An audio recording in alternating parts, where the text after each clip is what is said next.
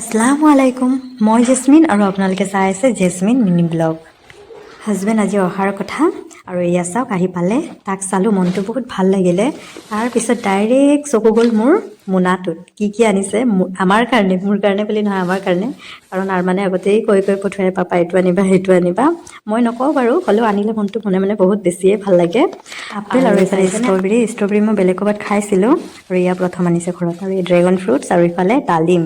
আৰু এয়া হৈছে মধুৰিআম আৰু এইফালে হৈছে আমলখি বহুত ভাল বস্তু আনিছে দেই মানে চব ভাল লাগে আৰু এইফালে মই ডিয়াৰ হাজবেণ্ডৰ কাৰণে বনাই থৈছিলোঁ অলপ ক্ষীৰ ভাত খোৱাৰ পিছত খাই আছে সেইখিনি আৰু এইফালে চাইছেনে এইকেইটা বস্তু আনিছে আজি দেখিয়ে ভাল লাগিছে ওলাই লৈ আৰু মনটো একদম হেপ্পী হৈ গৈছে আৰু ভাল বস্তু আমলখি মধুৰিআম